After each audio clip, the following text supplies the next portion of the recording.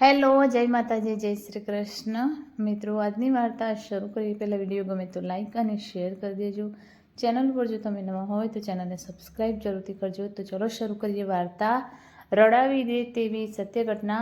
કરોડપતિ દીકરાઓ પણ માની ખબર કાઢવા ન આવ્યા ત્યારે ડૉક્ટરે જુઓ શું કર્યું તે. કોરોના કાળમાં જિંદગીએ આપણને એવા પાઠ ભણાવ્યા છે કે હવે આપણે વધુ મજબૂત થઈને એક નવું અપડેટ વર્ઝન બનીને બહાર આવ્યા છીએ. આ જ સમયે આપણને સાચા અર્થમાં સંબંધોનું મહત્ત્વ પણ સમજાવ્યું. સાથે ફેમિલીમાં કોઈ છે. બેડ પર સૂપ પી રહેલા કોવિડ પેશન્ટ સુધા મેડમને સિસ્ટરે પૂછ્યું. હા, ના એટલે છે પણ નહીં, અહીં સાથે નથી. એવું કરો ને, તમારા આ ડૉક્ટર જે સાંજે આવે છે, શું નામ એમનું? નાઇટમાં તો ડૉક્ટર અર્પિત આવે છે. હા, અર્પિત ડૉક્ટર, એમનું નામ જ લખી દો ને. અત્યારે તો એ એક જ છે, ફેમિલી જેવા જ છે. એમને ફેમિલી હિસ્ટ્રીથી લઈને મેડિકલ હિસ્ટ્રી સુધી બધું જ ખબર છે. બહુ ભલા માણસ છે અર્પિતભાઈ. મારી સાથે એટલી સરસ રીતે વાત કરે કે મને મારા દીકરાની યાદ આવી જાય. મને રોજ પૂછે, મેડમ તમે જમ્યા કે નહીં? તમે લિક્વિડ્સ લો છો કે નહીં? તમને કોન્સ્ટિપેશન તો નથી રહેતું ને? હવે તમને જમ્યાનું ટેસ્ટ આવે છે? હોસ્પિટલમાં થોડી અવ્યવસ્થા છે, હું જાણું છું, પણ તમને કંઈ પણ તકલીફ હોય તો મને ફોન કરી દેજો.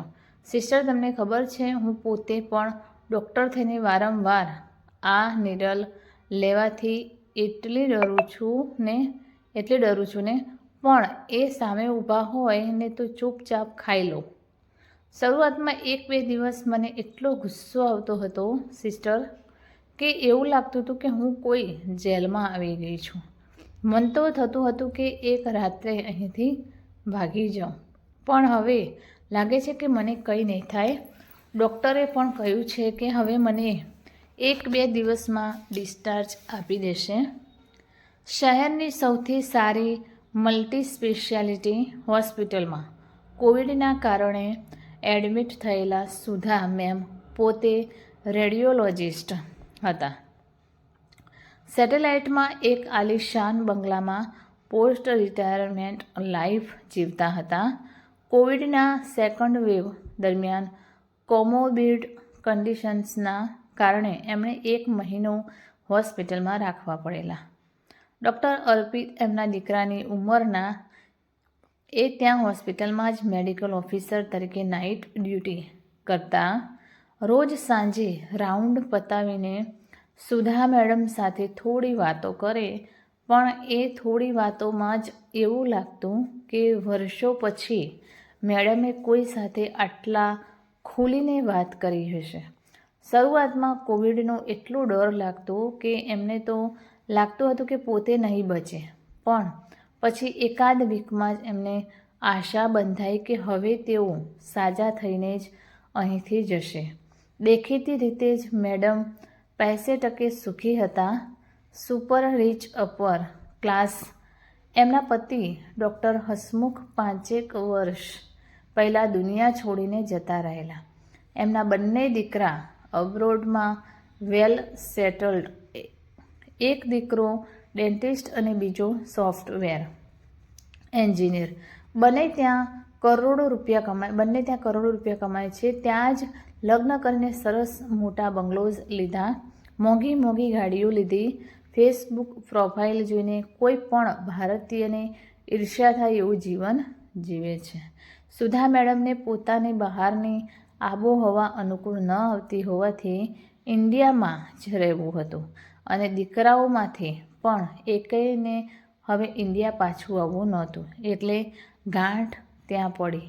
પણ આખરે એવું નક્કી થયું કે મમ્મીને 24 કલાક એક કેરટેકર સાથે એક સરસ બંગલોમાં અમદાવાદમાં જ રાખવા. વર્ષે એકાદ વાર 2માંથી 1 ભાઈ તો ઇન્ડિયા જઈશું જ. આટલા વિશાળ અને આલિશાન બંગલામાં સાવ એકલા રહેતા સુધા મેડમ. ક્યારેક કંઈક ખાસ કામ હોય તો જ બહાર નીકળે. ઘરમાં એક કેરટેકર મધુબેન એમનું બધું કામ કરી આપતા. દીકરાઓએ સરસ મજાનું ટીવી, એમાં નેટફ્લિક્સ એ બધું કરવી આપેલું. પણ ભાઈ બધી સાહેબી હોય તોય માણસને માણસ જોઈએ. ધીમે ધીમે સુધા મેમ પોતે પણ ચીડિયા થઈ ગયેલા. એમાં આવ્યો કોવિડ. હળવા સિસ્ટમ્સ બાદ મધુબેન સાથે એમણે પણ રિપોર્ટ કરાવ્યો અને આવ્યો પોઝિટિવ. બસ થઈ રહ્યું. મેડમ હિંમત હારી ગયેલા. પણ હોસ્પિટલમાં ડૉક્ટર અર્પિતે એમના દીકરાની ફરજ પૂરી કરી. એમને હિંમત અને હૂંફ આપી અને આજે સિસ્ટર આગળ આ વાત કરતાં સુધા મેડમ ભાવુક થઈ ગયા હતા. એમના નોર્મલ સ્વભાવની વિરુદ્ધ આંખોમાં ઝળહળિયા અને અવાજમાં નરમી અને સંજોગોવશાત તેઓ જ્યારે આ વાત કરી રહ્યા હતા ત્યારે ડૉક્ટર અર્પિત પણ એમના રૂમ પાસેથી જ જઈ રહ્યા હતા. ખરેખર ડૉક્ટર તો પોતાની શિફ્ટ પૂરી કરીને સવારે જ નીકળી ગયેલા. પણ હોસ્પિટલમાં પોતાનો ભૂલાઈ ગયેલો ફોન રિસેપ્શનમાંથી પરત લેવા માટે આવ્યા અને ત્યારે ઉતાવળમાં એક પેશન્ટની ફાઇલ ચેક કરતાં તેઓ પસાર થતા હતા કે એ વખતે જ તેમના કાને મેડમના આ શબ્દો પડ્યા. કોઈએ એમના કામની કદર કરી એ જાણીને પહેલાં તો તેઓને પોતાના ડૉક્ટર હોવા પર ગૌરવ થઈ આવ્યું.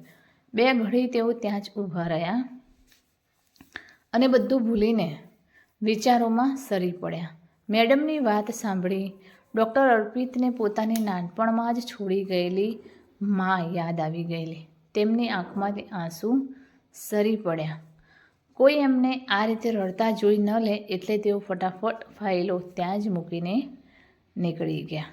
તો મિત્રો, આ કહાની તમને કેવી લાગી તે કોમેન્ટ કરીને જરૂર જણાવશો. અને વિડીયો પસંદ આવ્યો હોય તો લાઈક અને શેર કરજો તથા ચેનલ પર નવા હોય તો ચેનલને સબસ્ક્રાઈબ જરૂરથી કરજો. ફરી મળીશું એક નવા વિડીયો સાથે ની વાર્તા સાથે. ત્યાં સુધી નમસ્તે, જય માતાજી, જય શ્રી કૃષ્ણ, હર હર મહાદેવ. Thanks for watching.